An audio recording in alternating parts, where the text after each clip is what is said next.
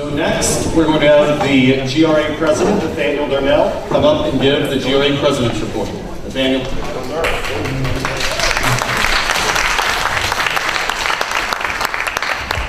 Hey, good morning, everybody. What a joy it is to be here with you guys. Appreciate all of y'all coming out on a Saturday. I know that it takes especially a lot of motivation to be here today because we're all conventioned out, aren't we? We are about done with conventions. And so to ask you to come for yet one more convention in the middle of this very busy Republican Party convention season is a big ask, so thank you. We have over 1,000 members with the GRA, but you are the dedicated ones that made the track. We have some folks from Catoosa County, we got some folks from Union County, we got folks from Cobb, and locally here in Coweta and Fayetteville, and we're just honored to have all of y'all here. We're also grateful for our partnering organizations that are here, the John Birch Society, Georgia Right to Life. Great to have Reagan Box with us. Yes, Reagan. And many of our other endorsed candidates that are here. I also want to take a moment to acknowledge our leadership team who worked so very hard. I want to, of course, you've seen Alex, you've seen Brant. These two guys work incredibly hard to make the GRA what it is. We're also grateful for Jim Fernander. Jim, would you raise your hand there? He's our second vice president. We got Stephen Alvin. He may be out somewhere serving behind the scenes like he always is. Stephen does a lot of great work. He's our third vice president. Of course, my wife, Abigail Darnell, is our NFRA director. And we have Kathy Bernard, our other NFRA director here. Joanna Hillrith, our secretary.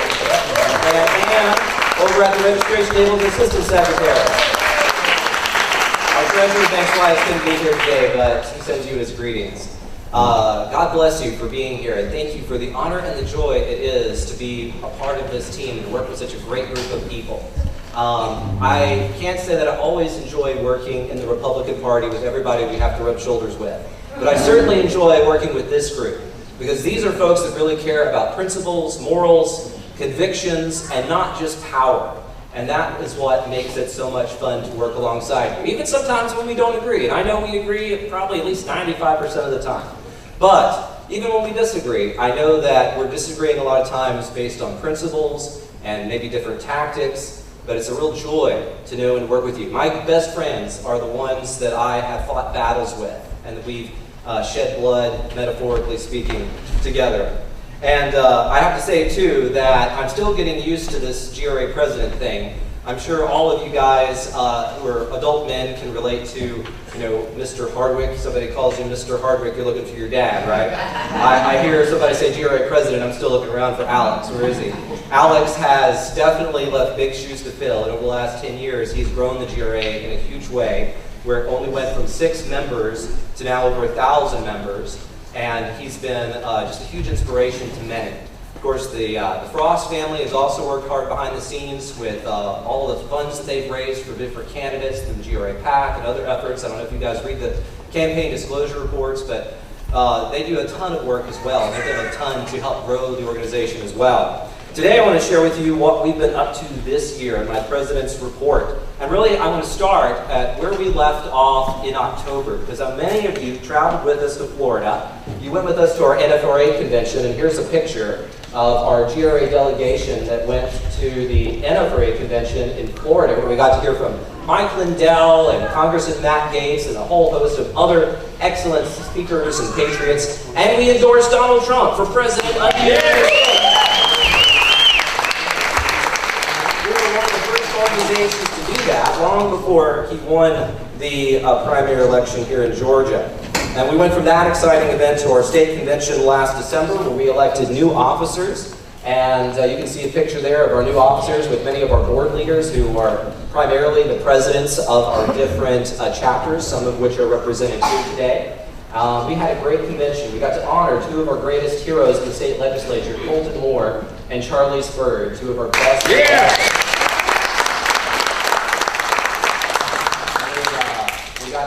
Of other great speakers at that event. Now, since taking on the mantle of responsibility as your president, we've been trying to, as Rudyard Kipling would say, fill the unforgiving minute with 60 seconds worth of distance run. So we have been trying very hard to represent you well and to put resources to avail. Our goals for this year have been to increase the quality of our membership, to maximize members who get elected as delegates. And I will pause and say that we have actually accomplished this already to a great extent. We have more GRA members serving as delegates to the state convention than we've ever had before. Wow. And Brant can tell you all the numbers and the specifics on that because he's done the analysis. But that is a sign of our growing influence within the Georgia Republican Party. We also have already 15 GRA members that I know of that have already been elected as national delegates to the national convention. We're hoping to elect more at the state convention in a few weeks. We also have been making it our goal to streamline functionality for our action groups, increase the number of endorsed candidates who win elections, and train our membership on how to be more effective in politics. We know that the lifeblood of our local chapters is money, and so we've been doing a lot to help with making sure that we are getting our chapters well funded. We have already paid our national organization the $2,500 annual dues, and that was something that we fought for at the NFRA Convention, is to lower that amount because we've been spending a lot of money on national dues, and we would rather that money go to you guys in the local chapters. So we've convinced the NFRA board to cap off the national dues at $2,500 instead of making us pay $5 for every member and have a bottomless pit of dues. So that saved us a lot of money and allowed us to send it to our local chapters. We're now paying our local chapters $20 for every person that renews their membership, which allows us to help finance your efforts in your local communities and help the endorsed candidates that you endorse get elected in your different outreach efforts in your local community. We're making progress to help payouts go more regularly, and we really appreciate Susan Allagood, who is developing all of that infrastructure. I know a big part of what we do also is getting the word out to folks in activism in the GOP. We have sent out 15 emails since last December. Those emails are primarily the hard work of my wife Abby, myself, Alex, Brant, and a few others that have assisted us on those different projects. But our mailing list is growing. We have over 14,000 people that we reach with our GRA mailing list. And not only does that allow us to keep people informed, but to continue to grow the organization, make new contacts with other grassroots like-minded people who have concerns about a lot of things going on in politics, and bring in new membership and activate them to work together. We also started off this year with several local efforts. We went out to Chattooga County, and Alex gave a great presentation on January 4th about the accountability rule in the northwest area of Georgia. And we now have a new chapter in Chattooga County. Jennifer Tudor, the local GOP chairwoman there, started a new chapter, and that's one of several new chapters that we've recently opened, and one of several counties that have adopted a local accountability rule. Then we went to St. Simon's a few weeks later, and you can see that we were there at the gala to help support Candace Taylor's 1st Congressional District with their fundraiser. We appreciate Candace. She's one of our GRA members that we have helped to get elected to her position in the GOP Executive Committee. And so we were very pleased to help her fundraise for her district. The very next day, we had a great meet and greet with folks at the state committee meeting. Got to have a great interaction with folks down in South Georgia that we rarely get to see. But that was a very successful event. We appreciate everyone that worked hard to put that together. And then we started doing trainings. We went off all over Georgia and we did trainings in Cobb and Catoosa and Chattooga and other places, trying to equip and inform our local members on how they can be more effective during the Georgia GOP convention. We always have new people coming in, and they always say, it's like drinking from a fire hose. I don't know how all this parliamentary procedure works. And as we've noticed in the past, the establishment doesn't want them to know, doesn't want them to find out, because they like them being incapable of getting anything done at the conventions. So we come in, we train them, we help them so they can be effective, and then we've grown our organization and grown our influence in the GOP. So we've had some great interactions there.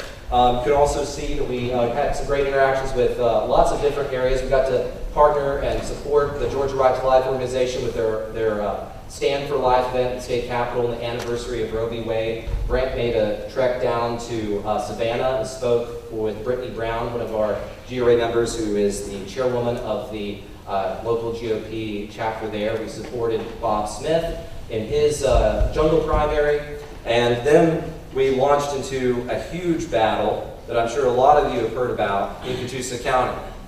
And praise the Lord for the folks in Catoosa County. We got some of them right here. We are so grateful for their bravery. They are the tip of the spear in helping to pioneer something that we hope will really carry all across the country. And we appreciate the bravery. If you haven't heard, these folks were threatened with $1,000 an hour fines and jail time if they would not qualify these 4 Rhino candidates. And they said, we're not going to. And they still did that. There's 6 of them, so when you add it all up, and we're talking about over $200,000 potentially they could have been hit with in fines, and jail time on top of that. But the Lord saw them through that, and so based on our current appeals, we have appeals still pending. The federal judge I had arguments with in the courtroom a couple of weeks ago. He said that he thinks that those fines and that jail time will no longer be applicable. So we're hoping that is the case. But we appreciate our attorneys who have represented them. They're all GRA members. They're volunteering their time pro bono. Alex Johnson, David Oles, and Catherine Bernard have given countless hours to help them in this effort. And we're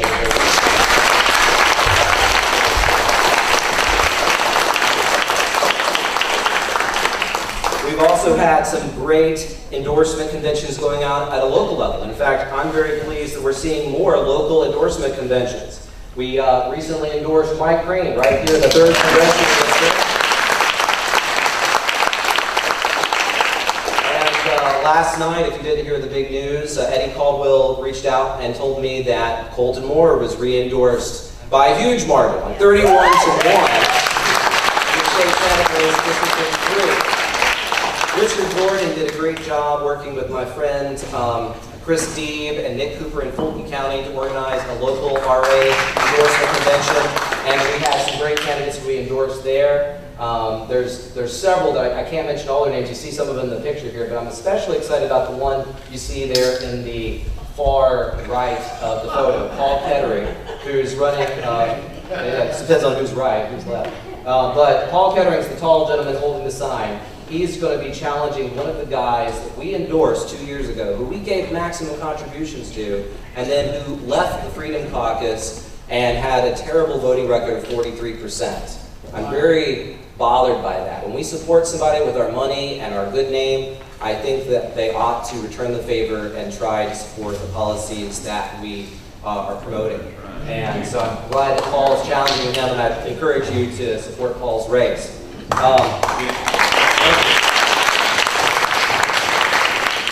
Of course, I love Mike Crane. Mike Crane was one of the best state senators of his time when he served, and I'd be very excited if he gets elected to Congress. Now, why do we do endorsements for all these local races? Well, if you've checked out our voting scorecard, you can see we only had 3 people in the state legislature last year who scored over 80%. And I have heard ad nauseum many politicians get up on the dais at these different GOP conventions and quote the Ronald Reagan quote about how if you're 80%er, you're not 20% my enemy, you're an 80% friend. And you know what? I actually agree with that. I am willing to work with somebody who is an 80%er. But here's the problem. In our state legislature, we only have 3 legislators that are 80%ers. That's the problem. I would say all 3 of these people you see who are over 80%, Colton Moore, Charlie Spurd, Greg Dolezal, all 3 of them 2 years ago were endorsed by the GRA. All 3 of them received the maximum contributions from the GRA PAC, and they all won their elections. And now guess what? All 3 of them have a very strong likelihood of getting re-elected this year. Greg Dolezal has nobody challenging him. Charlie Spurd has no one challenging her. And Colton has a token candidate who doesn't look like she's going to be a serious threat at all, especially if you've seen the debate that they had the other night. But I'm really encouraged because these 3 people stuck their neck out. They took some really strong stands, and you might have thought that the establishment would be coming out hard and strong against them, but it looks like they have a strong chance of winning with very little effort. And that means that we are able to devote resources, instead of having to devote a great deal of resources to defending their seats, we're able to devote them to hopefully expanding the Freedom Caucus and get more GRA caliber candidates elected in other places. And I want to show you the next three. You see the top three, 100%, 99%, 94%. Look at the gap. The fourth place candidate, who, by the way, we also endorsed and we also gave money to, he got 69%. It's a huge gap between the top three and number 4. And most of the Republicans in the legislature, if you look at our voting scorecard, are lower than 50%. That is a problem. And that's why we are making so many efforts to hold our legislators or Republicans accountable. What's coming up next? Well, if you're paying attention, you probably know we've got some big things coming on. One thing you may not know about is those of us who are on the NFRA board, your representatives here on the GRA, we're going to be in Maine for an NFRA board meeting. That's Alex, who is the NFRA president, Catherine, who's our NFRA director, Abby, our NFRA director, and myself. The 4 of us going up to Maine next weekend to be a part of the NFRA board meeting with all the other RA state chapter leaders. So we hope you'll pray for us that that will be a productive meeting and we'll be able to continue to grow the RAs at a national level. And James Jordan. Oh, and James Jordan, our treasurer. Yes, he's also from Georgia and he is going to be there with us. So pray for us. Then I know we're all getting excited about the state convention in Columbus. Good part about that is we've been there before. We know the lay of the land, right? We know where the hotels and all that are. So hopefully it'll be a lot easier this year. And then next, we have our Georgia Republican primary. I know a lot of folks are all about, we want to get back to being unified for the general election, but I always wink and I smile and I say, yes, but not until after the primary is over. We are going to continue to fight for our endorsed candidates and hope that they beat some of these really bad incumbents. And so I hope that you'll help us to make that effort successful. And after it's over, we can all sing Kumbaya, and then we can go to Milwaukee, and we'll have our delegates in July the 15th to the 18th nominating Donald Trump for the presidential nomination for the Republican Party. And then, of course, from that point forward, we're in general election season, right? It's going to be a long haul. We're going to beat Joe Biden and all his minions, and we're going to take back Congress and the White House and the U.S. Senate. With that, ladies and gentlemen, that is basically my report. And before I step off the stage, do we have any brief questions for me? Great job, Nathaniel. Thank you, Mr. Brown. I'll turn back over.